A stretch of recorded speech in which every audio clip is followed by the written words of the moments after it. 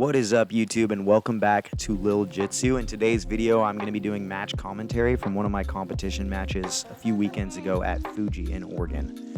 Now, I immediately shoot a double, and it actually worked really well for me because my opponent was planning on pulling guard, so I got an easy 2 points to start off the round. As I end up on top, I start threatening an over-under/long step hybrid pass, but I get off balance and he inverts, which sweeps me. We scramble and he starts attacking my back. My main concern is him getting his second hook to score the additional 4 points. So you can see me defending my neck with my left hand and preventing the hook with my right hand. He then comes up, not getting the back points, but securing a 2-point sweep. The score is tied now, and he starts attacking the back once again to try and get his back points. I'm flattening my back to the mat to prevent him from staying on my back. And as I flatten out, he comes up and starts threatening an arm triangle choke. I feel this and immediately answer the phone with my right hand to create some space between my shoulder and my neck to avoid getting choked. I also have his right leg trapped in my half guard, so he's not able to cut to the side and create that perpendicular angle that he really needs to create the pressure with his chest on my shoulder to finish the choke. I'm really just chilling here. I have a little bit of space to breathe and I don't feel in threat of being submitted. So my main goal right now is to recover to a better guard and to create more distance to make him let go of the choke. He's doing a great job of preventing me from recovering to a better guard though by keeping his hips low and continually threatening a knee cut to the left or a tripod pass to the mount on the right. I'm not able to get to a better guard and I'm just kind of being patient here, not letting him choke me. You can see him nod his head here, and that's where I'm starting to say, hey man, you're gonna burn your grips out, kind of give him a little trash talk to make him squeeze a little harder, which it succeeds and he starts squeezing more, but I'm still not in any danger of being submitted or choking out. So I just stay patient, and he starts to create a little bit more space with his hips as he tries to pass. He also tries to grab my trapped arm to threaten an arm lock, but he's not able to grab it without losing balance, and he immediately goes back to the arm triangle. I'm staying patient here and hoping that he'll loosen up and give up on the choke, which a few seconds later he does end up giving up, and I'm able to recover to a better open guard. I grab the collar and immediately pull him into a single leg X/X guard position and start inverting to attack his foot for a toe hold. As he backs up to prevent the toe hold, it then opens up a tripod sweep where I hook his leg and give him a big kick. As I come up on top, that gives me another 2 points, putting me up 4-2, and immediately going into an over-under style pass. I then have to go to a double under style pass because he starts to threaten a loop choke, and I don't want to get caught in that. So I'm keeping my head low, trying to avoid him getting really any good collar grips on me, and I'm reaching with my left hand to get a deeper collar grip so I can start creating an angle to pass to my left side.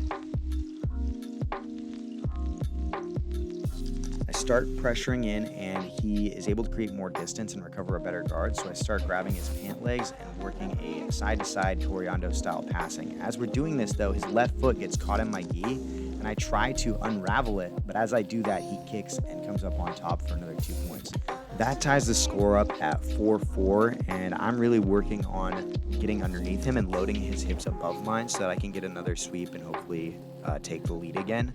He does a good job of keeping his feet really wide and his hips low, so his balance is really on point here.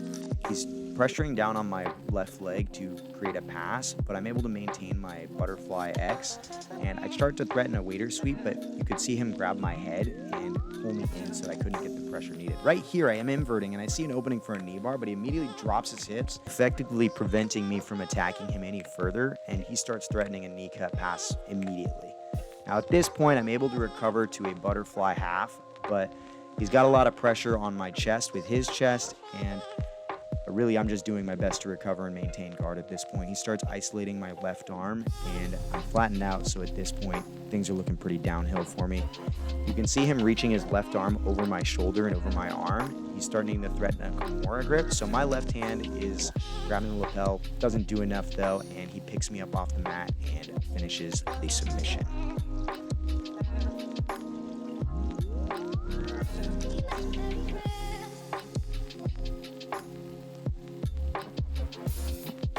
Here's my second match of the day, and luckily this opponent is a little bit closer to my same size. We are both about 140 pounds, and I'm feeling a little bit more willing to try new things, so I immediately grab his collar and look for an ankle pick, which he prevents and goes straight into a flying triangle. This is pretty dangerous. Though my posture is high, he's still threatening the omoplata on my right arm, and my right knee is just trying to create space between our hips so that I can continue to posture up and shake him down. As he rotates for the omoplata, I feel an opening to preemptively roll over him, which gives me enough space to prevent the omoplata, pull my arm free, which he then opts to go to a close guard. One of my priorities when I'm in close guard top is preventing my opponents from getting deep collar grips. As you can see, I'll work to break those pretty immediately, and as I break that collar grip, he starts to underhook my right leg and threaten kind of a katakuta sweep or a potential knee bar attack. I go for a double underpass, and he does a really good job of keeping his knees very wide and preventing me from getting chest to chest and settling my pass. As we're through here, he gets a spider hook on my right arm and uses it to prevent me from passing the other direction. I then come into a over-under style pass here, using my right arm under his leg to stuff his knee, and my left arm is just trying to control his hip and keep pressure down.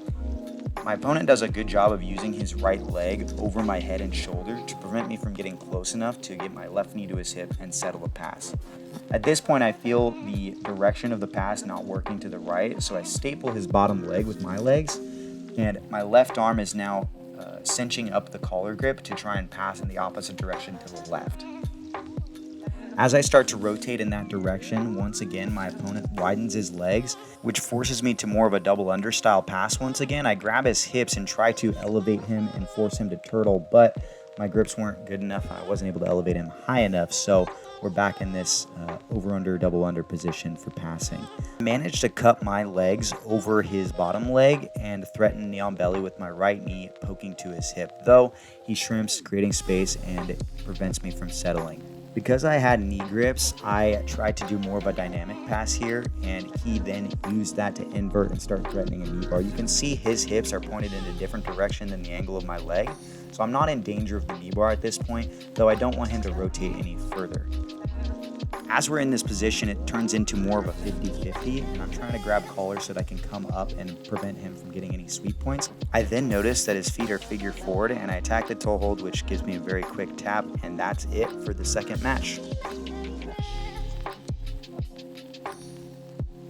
There you have it, guys, straight from the mind of a competitor. This was match commentary from a tournament I did about a month ago now. I weighed in at 140 pounds. One of the people in my division, the guy that I ended up getting a toe hold on, he also weighed 140 pounds, but we got moved into the same division as Christopher Lencioni, who happens to be a professional Bellator fighter.